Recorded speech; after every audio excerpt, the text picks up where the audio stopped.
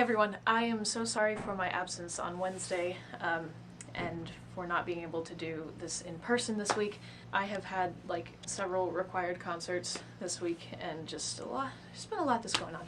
So I figured this was a pretty good alternative, and this is going to go along with the document that I posted last night, the tuning guide with notes, and I highlighted stuff. Tuning guide requires a very sound understanding of boat terminology and their functions, and it can get very overwhelming at times. So if that happens, I want you to just walk away from it and come back. But this video should also help you understand a little bit more, and I filmed some whiteboard stuff last night that I'll put up in a little box right here somewhere. Yeah, so please review this information on your own before we head down there on Friday. Write down any questions you have or remember them. And we're hoping to do a chalk talk in the hotel when we get there on Friday night, and we can discuss how an FJ is different from a 420. We can also cover a few rules if we need some more clarification, and make sure that we're all confident with those, and maybe touch on some racing strategy if we feel like we're ready for that. So without further ado, here we go. Okay, so I've printed out the tuning guide and put it in my sailing journal, and I invite you to do the same. I've just been reading it every night to try to prevent myself from reverting to my 420 ways when I get in the FJ on Saturday, because I've been in an FJ maybe 2 times over the past year. I'm trying to set myself up for the best outcome this weekend, and I hope you are too.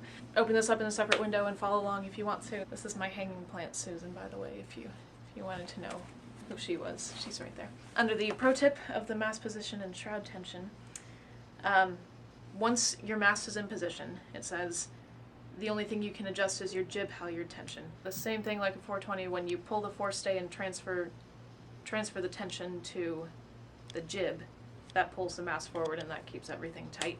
Too much tension and you'll go high and slow, too loose and you'll go fast but won't be able to point with the other boats.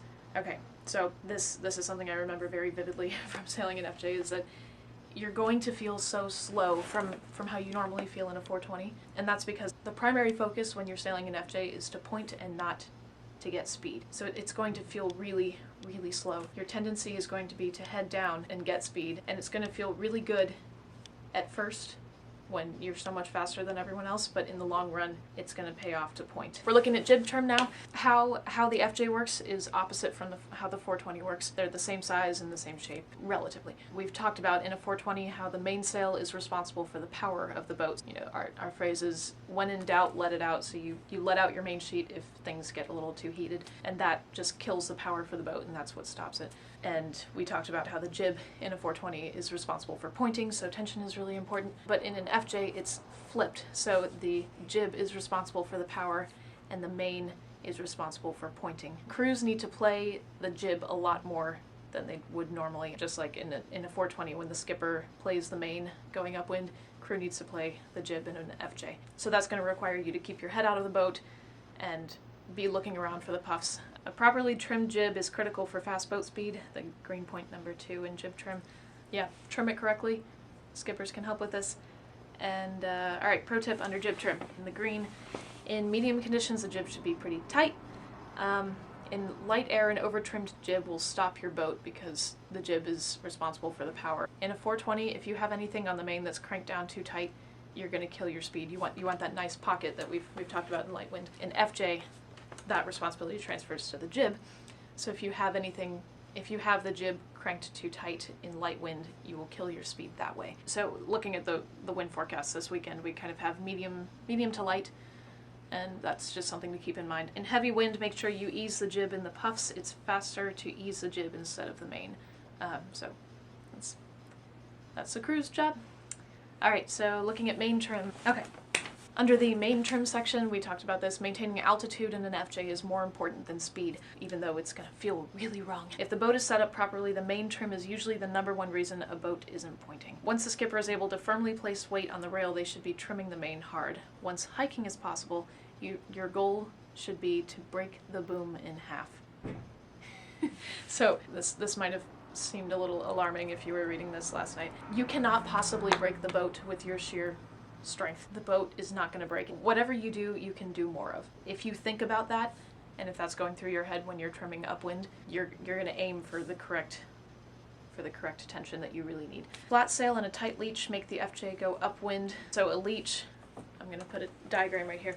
On a sail we have the head and the foot of the sail. So head is the top, foot is the bottom.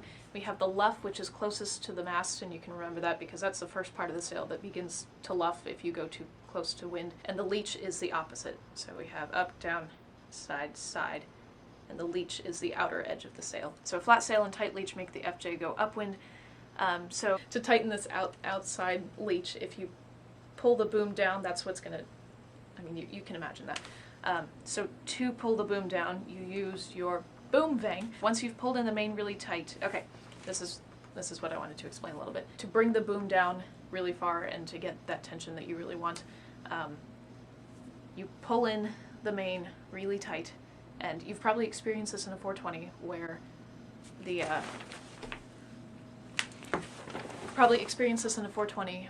you can pull the boom in to a certain extent, like to the middle of the boat, but then if you pull in it anymore, it starts to go down.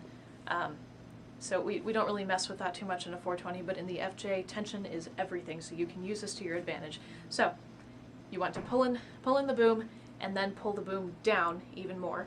And then while it's down, the crew sneaks in and tightens the boom vang to keep it there. And that's what's going to tighten out the leech of your sail. It says, all right, so in the green section under main trim, it says, when you ease, your boom should go out, not up.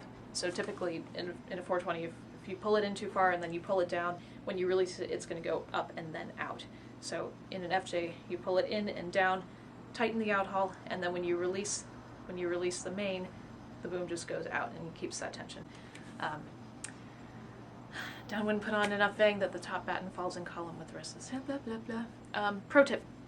If you find yourself in the middle of a race without enough halyard tension, you can actually tighten up your forestay by pulling harder on the main sheet.